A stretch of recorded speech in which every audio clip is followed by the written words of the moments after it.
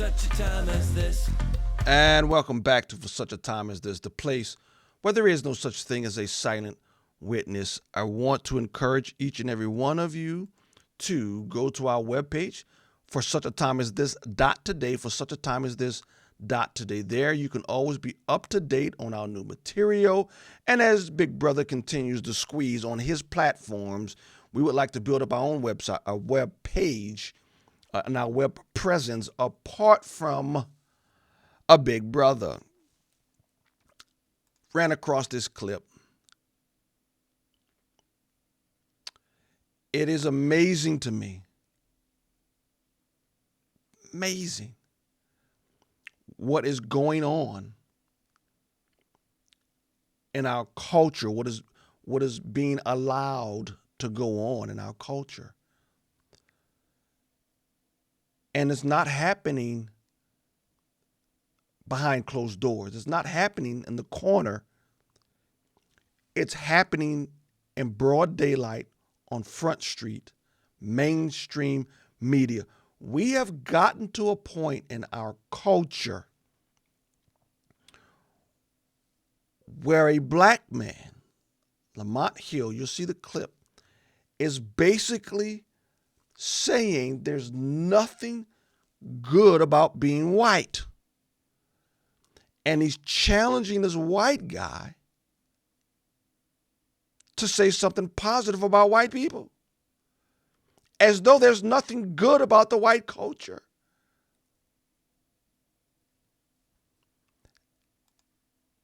And his producers and the station he works for thinks that's okay. Look at this exchange and ask yourself, how did we get here? How do we allow the critical race theory mantra, the ideology of critical race theory, how do we allow it to so twist our culture to where this interview is acceptable? And if I were to say to you right now, Christopher, what do you like about being white? What would you say? I don't know. Again, it's such an amorphous term. It's like a census term or a but can you do me a favor? Indulge me for one.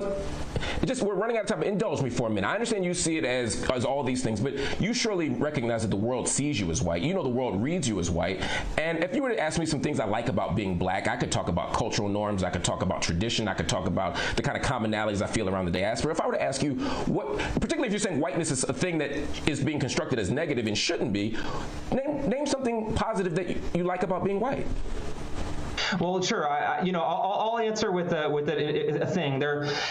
There's a lot of documents that are floating around public schools that say things like timeliness, showing up on time, is a white supremacist value or a white dominant value. Things like rationality, things like the Enlightenment, things like objectivity. And these are very strange things to be ascribed to a racial identity. My view is that these should be ascribed to every individual human being. Every individual hume being, regardless of whatever racial category we impose on them, has Christopher, that doesn't answer the question, though.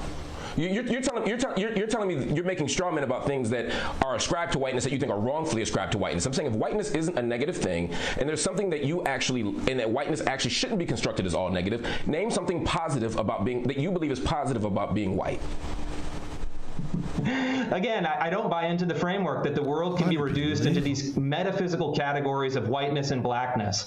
I think that's wrong. I think we should look at people as individuals. I think we should celebrate different people's accomplishments. And again, I think the idea, you mentioned Ignatieff. Ignatieff says the goal is to, quote, abolish the white race. In any other context, this would be interpreted as a near genocidal slur. I don't buy into it. The reason I'm not going to answer your question is I reject that categorization. I think of myself as an individual human being with my own capabilities, and I would hope that we could both judge each other as individuals and come to common values on that basis. Unbelievable. Unbelievable. I don't understand how those who are part of the white community tolerates this.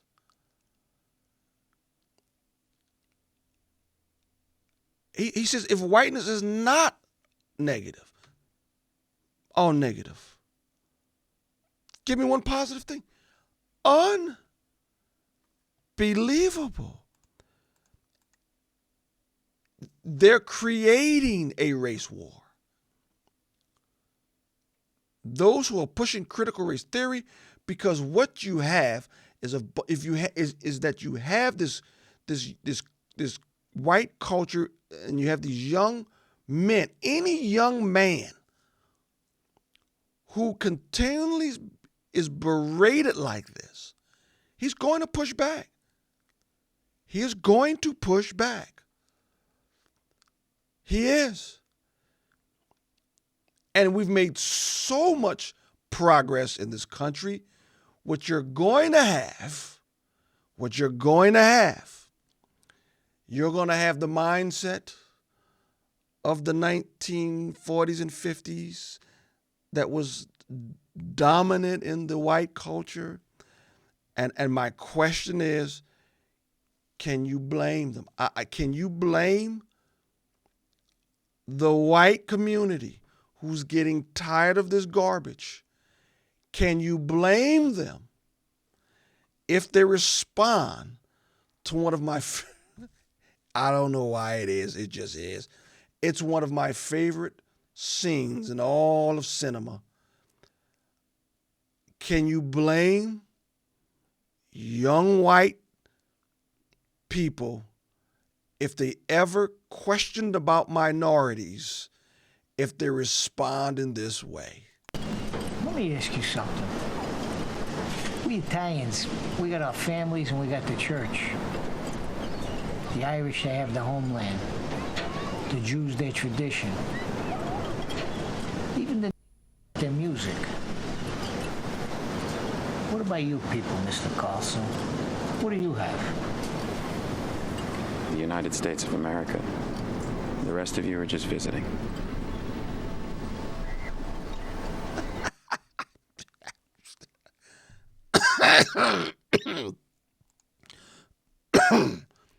Now, of course, I don't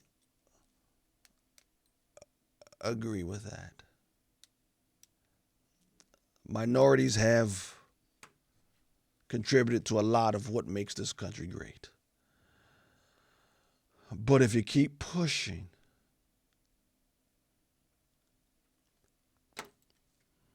if you keep thinking that what you saw from Lamont Hill was acceptable, if you keep pushing, young white people are going to rebel.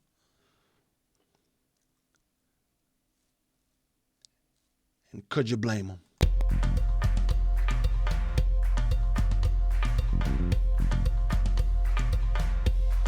For such a time as this,